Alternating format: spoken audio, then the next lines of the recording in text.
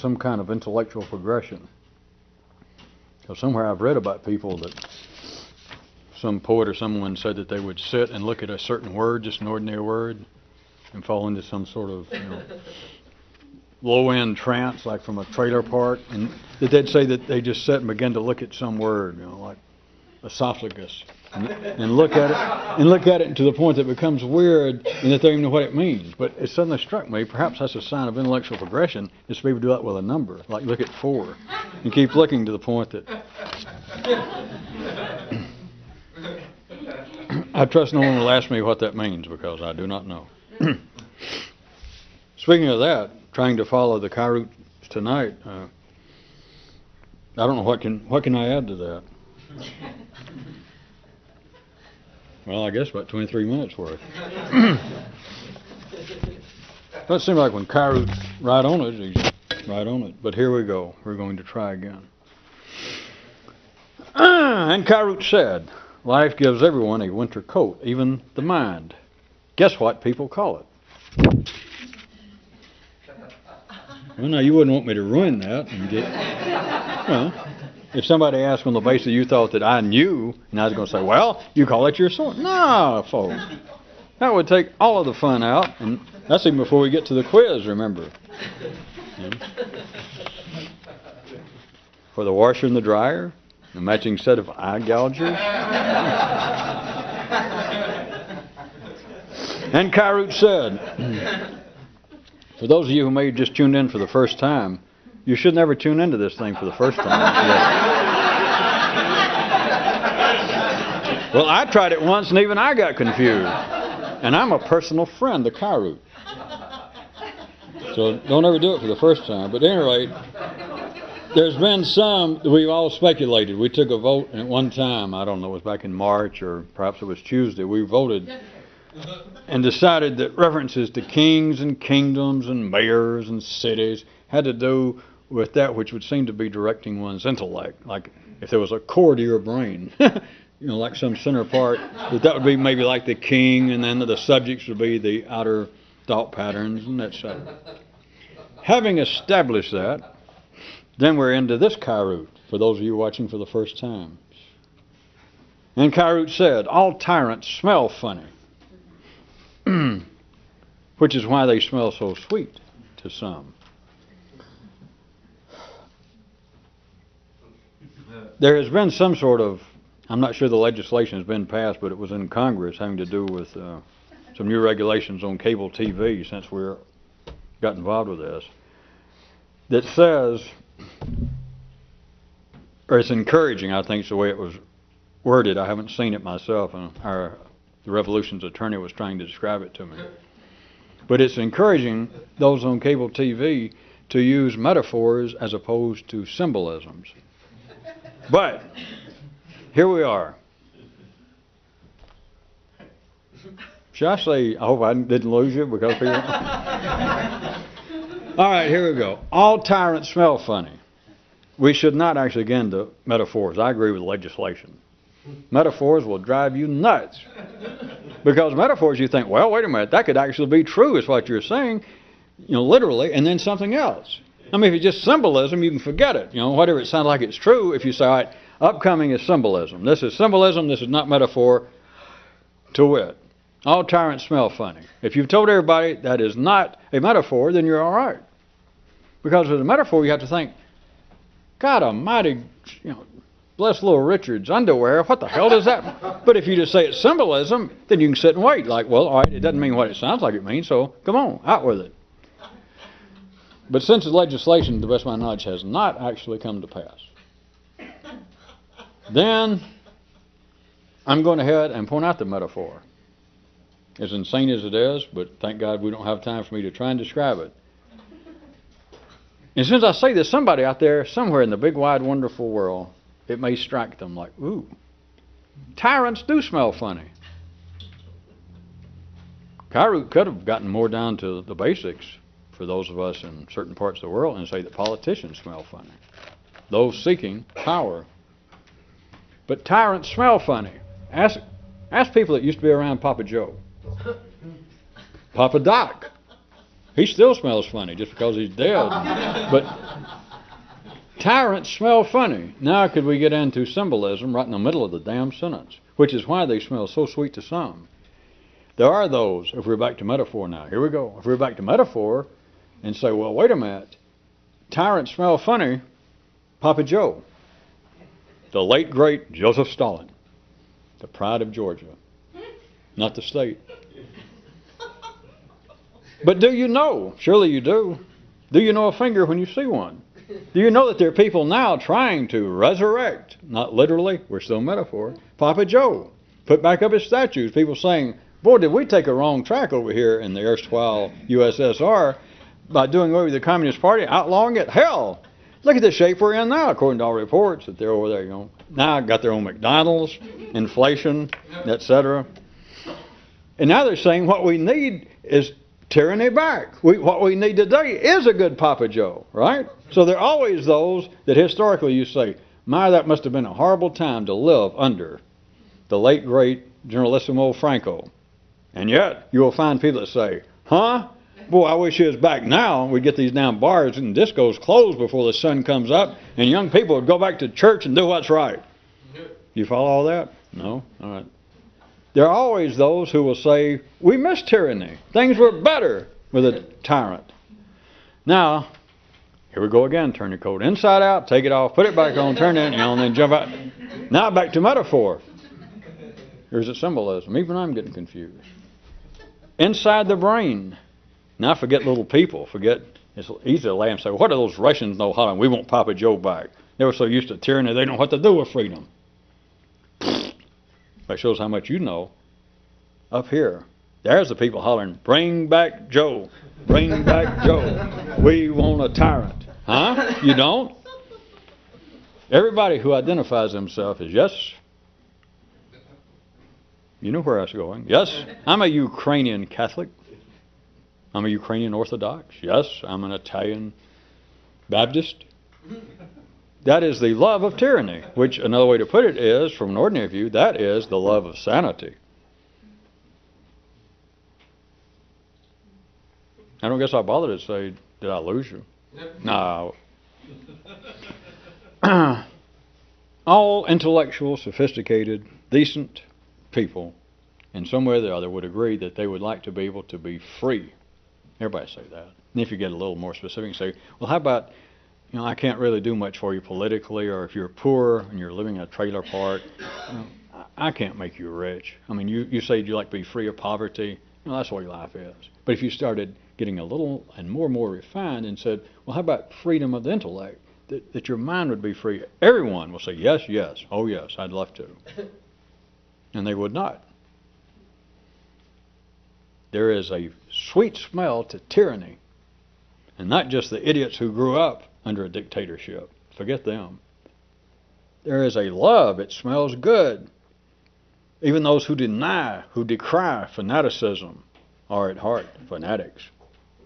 And don't worry about Captain Irony. I know you'll think he's trying to peek in, because if there's anything that a reasonable, intelligent, free-thinking person would be fanatical about, it'd be what?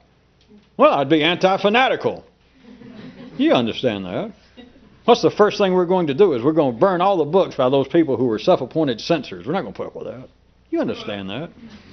We'll all get together and we'll outlaw war. Well, how about the people that won't put up with it, those little small countries? Well, hell, we'll attack them. See, if you do it fast enough, you don't have to wait for Captain Irony. Keep your clothes on and stay at home. Don't show up here with those funny tights on. You don't need it. That's simply the way life is. Now back to the Kairoot. All tyrants smell funny. Long ellipse. Which is why they smell so sweet to some. Anybody who doesn't understand that, then you're not listening to your own little brain hollering when things just seem just a teeny bit awry, even verging on amuckness. You have your little neurons hollering, where is Papa Joe now that we need him? Oh, I know some of you don't say that. You say, well, where is Jesus? Where is Moses? Where is Buddha? Where's my mama? Where's Generalissimo Franco? But it's all the same thing. You're hollering, where is a tyrant? My mind is getting weak. There's trouble in the streets. Black market's taking over. People opening up unauthorized stalls. And there's nobody here. There's not a strong arm like Papa Joe to lead us. And it's like the mind saying, boy, this is getting dangerous. I'm almost getting sane. Of course, ordinary people would say, pardon me, they would say, this is getting dangerous. I think I'm going insane.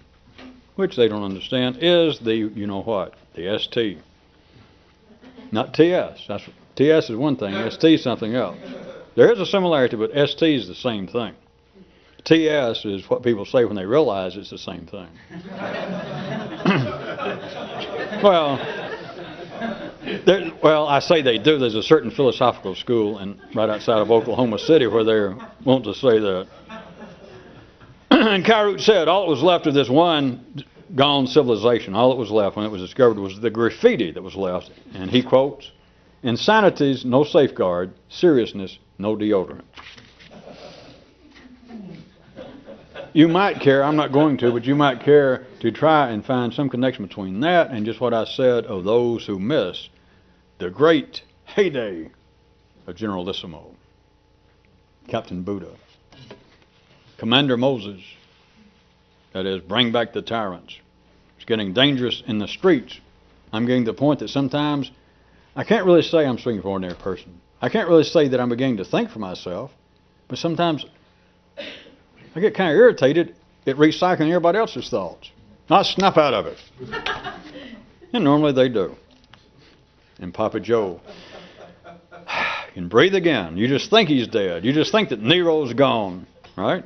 No, they live. Go home and look in the mirror. Wait until you get a little worried. Wait until you get a little mad at your neighbor. Wait until you begin to think, what if somebody is basically brilliant and talented as I am, doing poor, living in a house trailer, wearing somebody else's clothes, can't even get a date, and then look in the mirror right quick, and you'll see, like Papa Joe, Lenin, somebody rising slowly out of the crypt, and they look. But you don't see them. Just look in your eyes, and you'll see what I'm describing. You see them come up. And then you think, oh, well, I'm all right. You know. Now I'm all right. I'm still nuts, so at least I know I'm okay. Right. Yes, sir. Where else would you get this except on cable TV or in the parking lot? Which is TS/ST. And Kyrut said you can take a load off your mind by using somebody else's mind. The addendum here, which pleasingly enough comes at the bottom, says the Weary People's Lobby contacted us to say that it was totally a waste of good broadcast time for us to restate this most obvious of truisms. You thought I was going to let that one slide. I almost did. And Kyrut said you can take a load off your mind by using somebody else's mind. If we were saying, if we were ordinary, if this was some kind of ordinary show, you would think, well, that's got to be a metaphor or else just nuts. Take a load off your mind by using somebody else's mind. You can't use somebody else's mind. Oh, no. What do you people do for mirrors? What do you do when you look in the mirror? What do you see? I mean, what do you think you see, though? A TV game show? None of you look in the mirror and actually see, I hate to say it, is YS. Not SY, YS, yourself. To say, well, I don't use somebody else's mind. You can't use somebody else's mind. To use Kyrut's kind of terminology, if you're not in some way creatively thinking, if you're not a rebel up here, then you're using somebody else's mind. Oh, no, I'm not. That's insane. Well, maybe, but you said it. I'm not using somebody else's mind. I think for myself. Well, tell me something you think. Then all you got to do is listen. And whatever you say, whatever the person says, no offense to the people now, but does it at all sound familiar? Well, there's only two choices. It's either going to sound familiar or it's going to sound insane. It won't make sense. And so somebody says, I think for myself. If you doubt this, go to Sweden. See if I care. All right, go to Norway. That'd be even probably better. That is, you're going to go where I was going to suggest. That is, if you have the proper dress, go to the Nobel Award ceremony and wait until they award next year's prize for free thinking, for independent thought. And when that man shows up, go ahead and applaud. Go along, don't cause any trouble. But wait till it's over and go up and catch him and say, tell me something original. I mean, you won the prize for original thought. And I'm sure the person, if you do it in the right way, the heady atmosphere of the moment, him clutching his little prize and probably a check for $500,000, and he's going to tell you whatever it was. Say, well, in fact, tell me what it was that won you the prize, maybe. And he's going to tell you something original, right? You know better. I already went ahead and answered. You got two choices. He's either going to tell you something that you've heard before, or else he's going to say something you go, did Daffy Duck get in the room? Did anybody understand that? And of course, anybody standing around you, they're all going to go, hey. You can take a load off your mind by using somebody else's mind. I could rewrite this, Kairu, even as we stand here, and say if you're going to even use your mind at the city level, you're going to use somebody else's mind. Try that one. Well, that makes even less sense. You said it.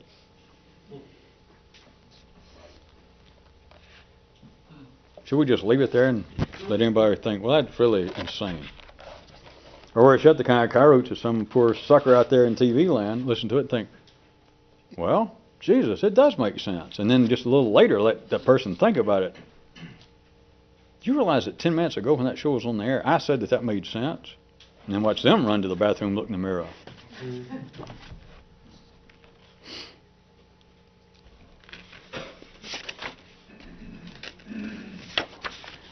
Somebody asked for one, but there are several here that were connected. And Kairu said, an old man told a kid, don't ever say, he was referring to it intellectually, he didn't say this, but don't ever say, he told the kid, jumpstart unless you've got the cables hooked up to your own mind.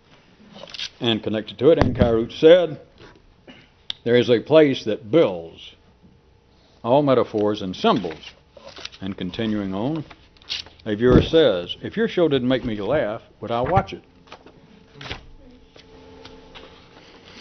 And Kairu said, in a land far away there was once a tremendous war, and the war was waged between these forces, those who wondered what death was a metaphor for, and those who believed that laughter might be an analogy, and those who suspected that those two might be the same thing.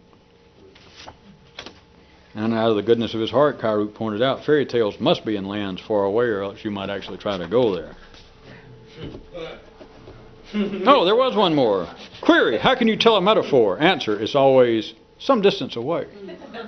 So that's why it seems like, that's why the whole world loves allegories, parables, similes. Well, similes are too easy. You can live in a house trailer and like a simile. Especially with some of Joe's good sauce on it. But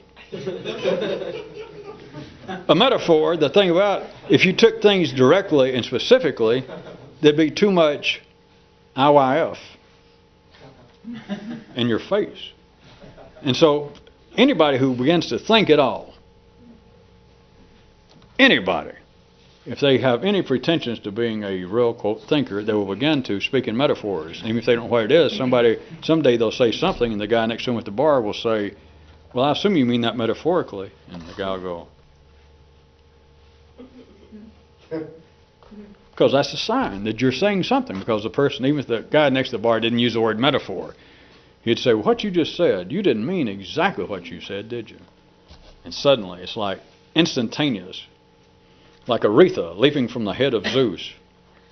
I hope any of you real fans of Detroit soul music will not. But it's like springing full blown from the head. Suddenly a philosopher is born. I mean, it's a guy just standing there kind of babbling at the mouth, and God knows what he's talking about. I can make up something, but you do it. Sports, politics, sex.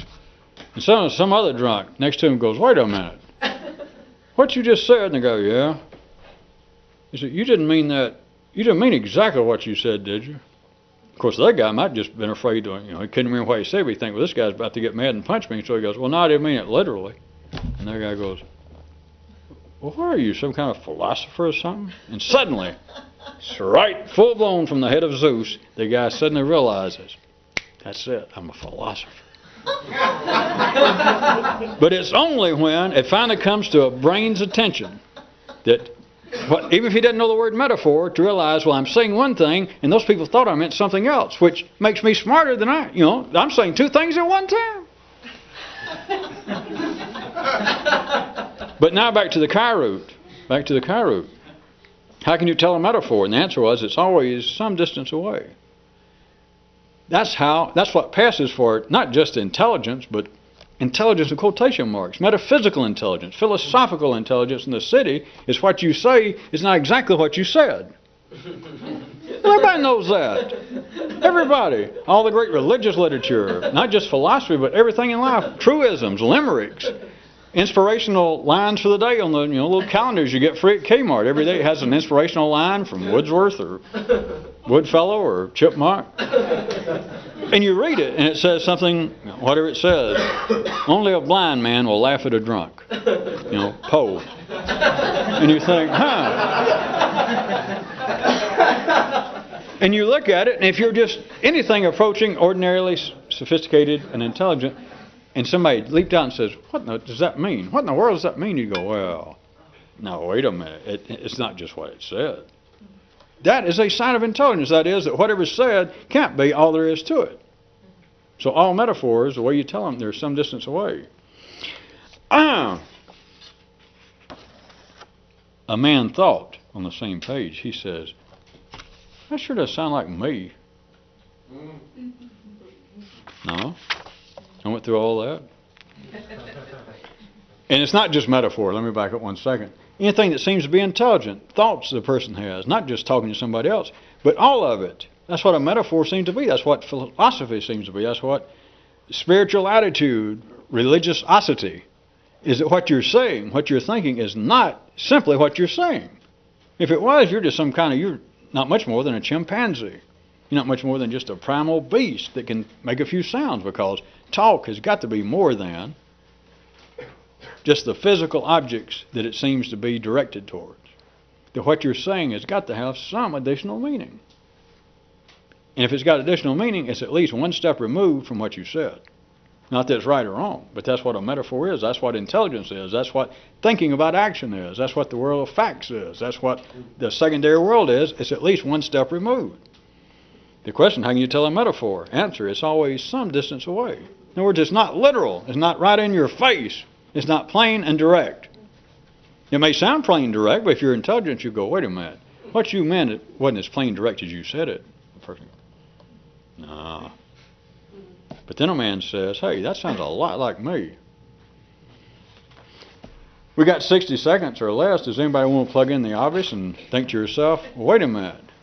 Is that inferring that I'm a metaphor for me? Good night, folks.